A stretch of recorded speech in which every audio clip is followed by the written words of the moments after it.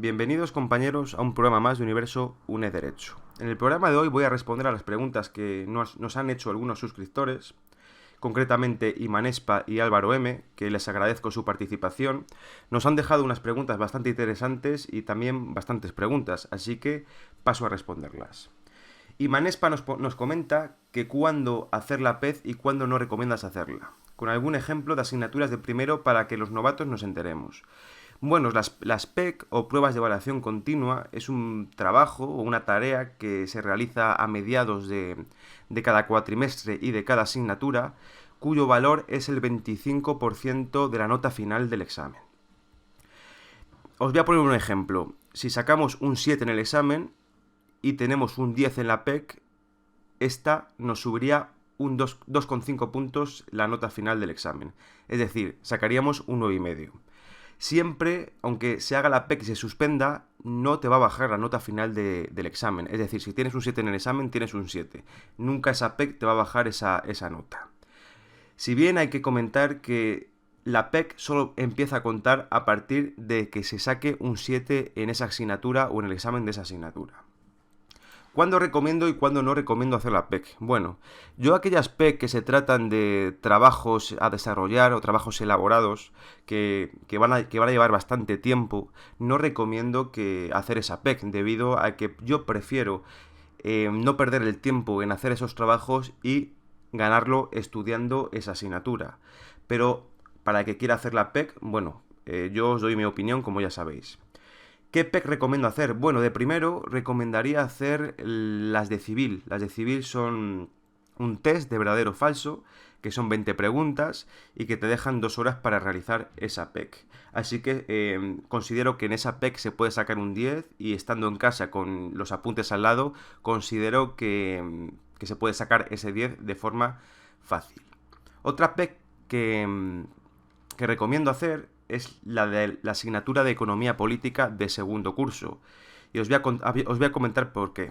Esta asignatura, el examen tiene una parte tipo test y otra parte a desarrollar, que es una pregunta a desarrollar. Si se realiza la PEC a mediados del cuatrimestre, te quitan esa pregunta a desarrollar tanto en creo que es de junio, no, de febrero y de septiembre. Por lo que es interesante hacer esta PEC. ¿Y esta PEC en qué trata o qué hay que hacer en esta PEC? Bueno, se trata de contestar a una pregunta a desarrollar. Es como si se hiciera esa pregunta a desarrollar del examen final a mediados del cuatrimestre. Es decir, un anticipo de esa pregunta a desarrollar. Y en esta PEC sí que os aconsejo que la hagáis. Si bien, como ya os he comentado, es una opinión personal y podéis hacer las PEC que queráis. Yo, personalmente, solo haría las que son tipo test y las puedo sacar fácilmente con los apuntes desde casa. Pasamos a la siguiente pregunta. Álvaro M nos comenta: ¿quieres que el cursar a distancia te hace adquirir conceptos erróneos dado que tienes que adquirir tú solo los conocimientos? Curso empresariales de forma presencial y Derecho por la UNED, aunque me gusta más el Derecho. ¿Me cerrará alguna puerta en el mundo laboral si opto por el campo jurídico el cursar la distancia? ¿Cree que lo valorarán el simultanear estudios a la hora de contratarme? Muchas gracias por tu trabajo y un saludo. Bueno, Álvaro, yo no creo que vayas a adquirir conceptos erróneos por estudiar en la UNED o por estudiar Derecho a distancia. Lo que sí que creo es que esos conceptos te van a costar un poco más que a los demás, que a los que estudian en la forma presencial, en la universidad presencial, debido a que no tienes ese apoyo de un profesor ni de otros compañeros que estén estudiando lo mismo que tú.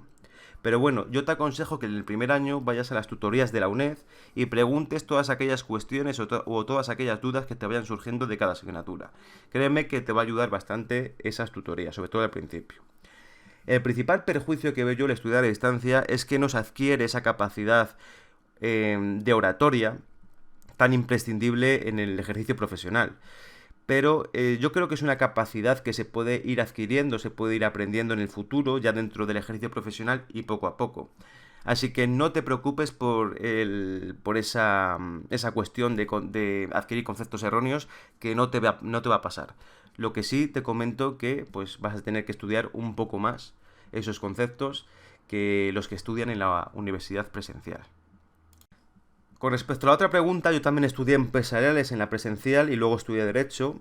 Así que yo creo que son dos carreras que se complementan muy bien. Ahí tienes la carrera o el grado, no sé si sigue existiendo, de DADE, de Derecho de Administración de Empresas, y ahí tienes la prueba de que son dos ramas que están muy bien complementadas.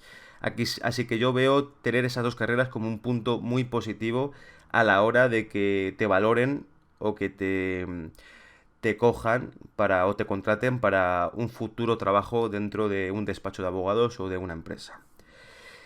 En mi opinión, ya hice un programa sobre esto. El estudiar a distancia, el estudiar por la UNED,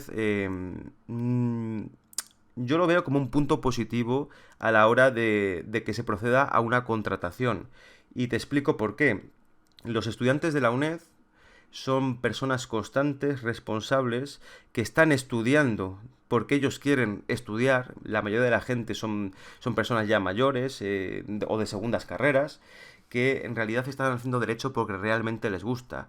Sí que habrá chicos de 18 años responsables también que se hayan inclinado por estudiar en la UNED, pero esa constancia, esa responsabilidad, esa madurez es muy valorada por el personal de recursos humanos de muchas empresas. En mi opinión, claro está. Así que yo no veo que vayas a tener o te vayan a cerrar alguna puerta en el mundo laboral. Es preciso comentar que hace años sí que a la UNED se la tenía como una universidad poco prestigiosa, pero ese prejuicio se ha ido salvando a lo largo del tiempo y yo creo que a día de hoy el prestigio de la UNED es bastante valorado en el mundo empresarial, por lo que te acabo de comentar. Pasamos a la siguiente cuestión. Imanespa nos expone 5 cuestiones que paso a comentar o paso a responder por partes. Nos pregunta, o me pregunta, que qué considero que es lo más difícil de estudiar en la UNED. Bueno, lo más difícil es que uno está solo ante el mundo con sus apuntes estudiando en la UNED, ya que no hay relación con otros compañeros o hay muy poca relación con otros compañeros que estén estudiando lo mismo que tú.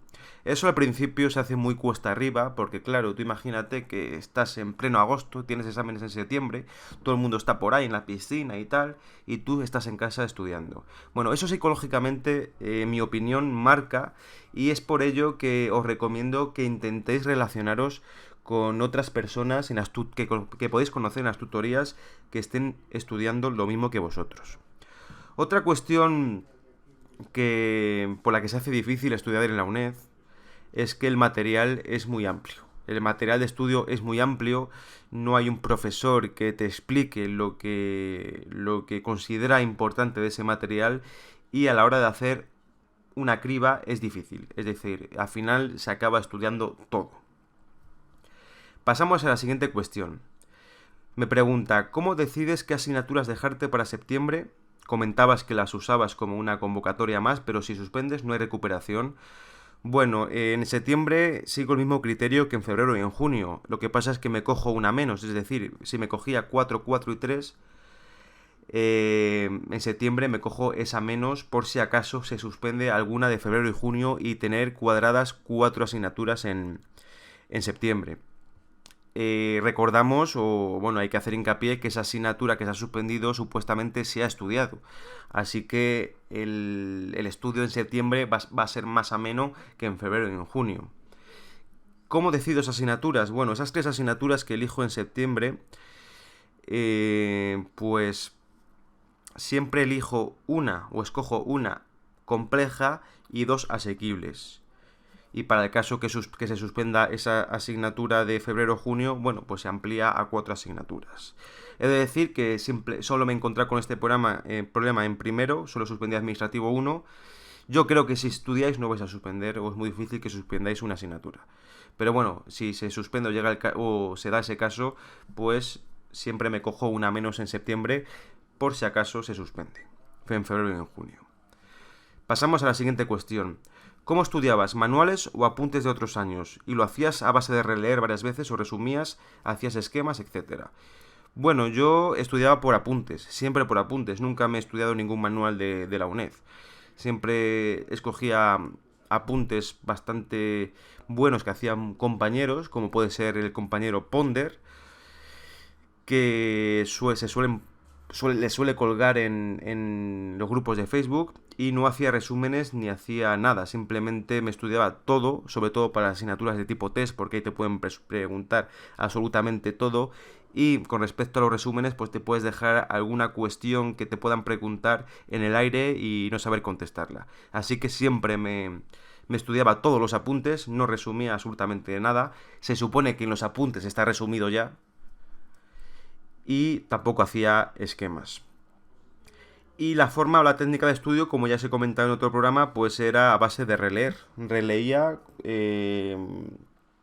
empezaba a leer 10 páginas, luego volvía a releer esas 10 páginas y sumaba otras páginas, otras 10 páginas más, y así sucesivamente. No es muy buena técnica de estudio, no lo es, pero para mí, a mí me resultaba efectiva.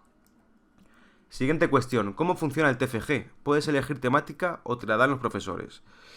Bueno, el TFG es... la temática se puede elegir.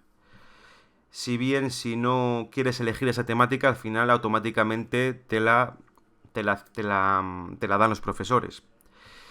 Al principio del TFG se elige entre una línea de trabajo y dentro de esa línea se puede proponer mandando un correo electrónico al tutor que se te asigna sobre qué temática quieres hacer tu trabajo de fin de grado. Así que sí, aquellos que queréis elegir temática, pues podéis hacerlo a través del correo electrónico y deberéis de esperar a que os contesten o a que os admitan esa temática que queréis hacer. ¿Cómo funciona el TFG? Nada, el TFG simplemente es un trabajillo, tampoco es un trabajo muy grande, muy largo, es como el TFM, que si bien dicen que es de investigación, pero no es de tanta investigación o una investigación tan profunda como el TFM, es como un TFM, pero reducido a la mitad. Simplemente te tienes que realizar una introducción, unas conclusiones y elegir una temática que se pueda abordar, coger o exponer ideas de autores que hayan tratado esa temática en el desarrollo del trabajo y abajo a pie de página poner de dónde has sacado esas ideas y cómo esas ideas te van llevando a unas conclusiones que pondrás al final de tu trabajo. El TFG no es muy exigente, se puede hacer o se puede coger esta asignatura aún teniendo más asignaturas en ese cuatrimestre porque no te va a quitar tanto tiempo como el TFM. Así que sí, esa temática la podéis escoger. Y última pregunta, ¿recomiendas hacer el máster de abogacía en la UNED? ¿Qué salidas hay con la carrera de Derecho sin hacer el máster?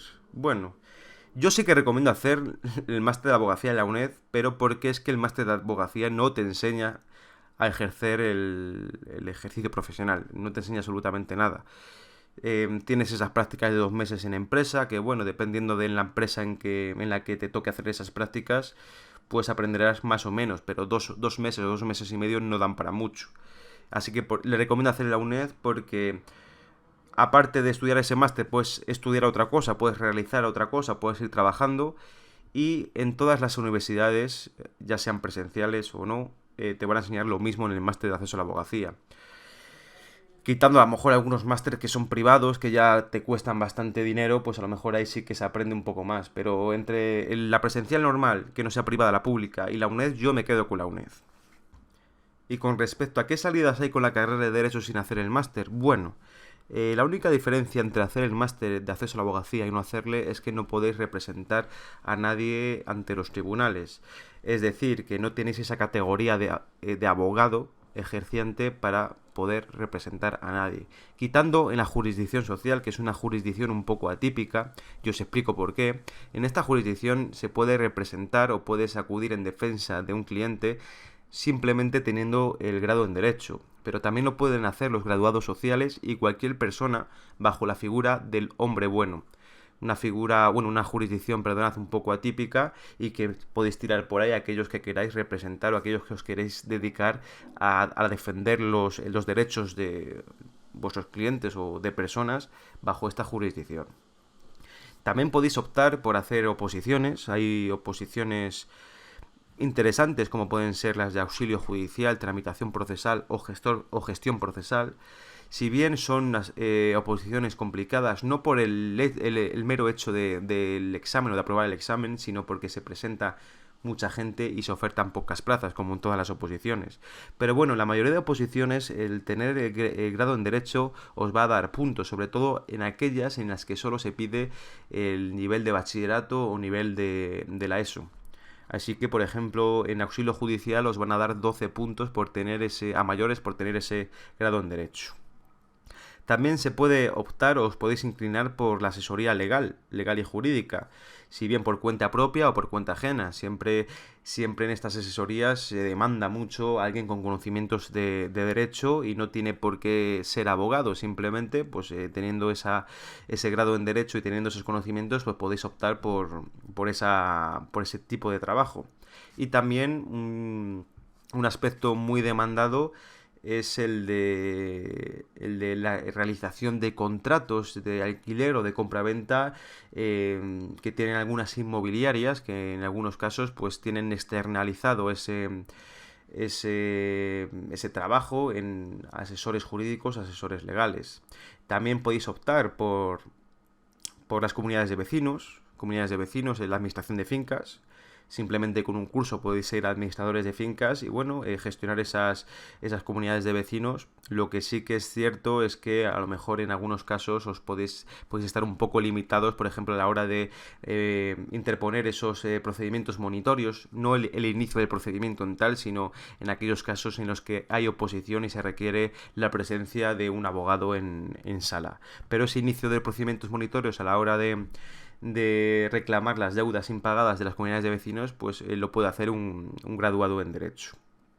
Y también podéis optar por echar vuestros currículum en aquellas empresas que demanden o que tengan un grupo de trabajo jurídico dedicado sobre todo no a la defensa ante los tribunales, sino a reclamaciones o aquellos contratos de prestación de servicios que tengan aquellas empresas o, bueno, para todo lo que quieran realizar que tenga que ver con el tema jurídico. Así que, como veis, no todo es ser abogado, sino que también hay otras salidas. También otra salida puede ser, que se me acaba de ocurrir, la mediación.